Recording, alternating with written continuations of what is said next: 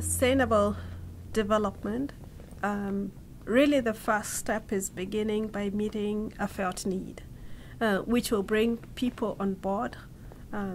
It will become relevant to them, and they'll become participants of a process that leads them to development. But as we begin to meet that felt need, we move on now to meet needs that are preventive from people getting into that felt need. And it's working together to prioritize needs, to investigate what are the root causes of what are needs today so we can address the root causes.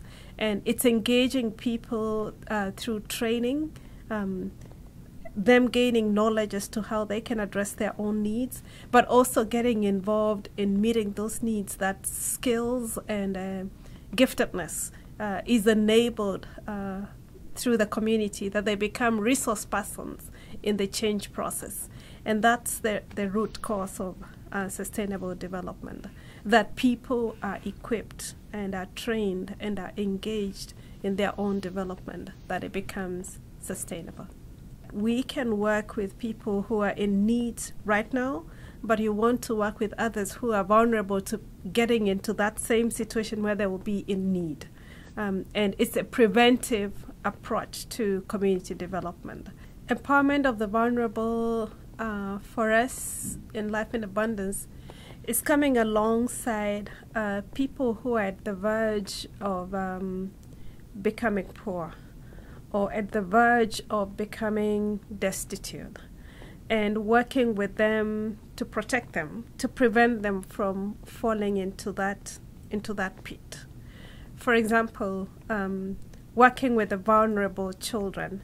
It's working with children who, if they're not helped, would end up in the street or would end up on prostitution or drug abuse. So it's looking at their vulnerability and addressing it before it becomes an issue that takes them into the deep end. Is it easier to address vulnerability before they become victims of that vulnerability?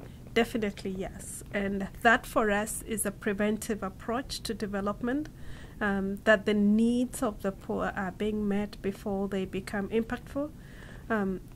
Really, if we are meeting the needs after they become victims, it's rehabilitating them.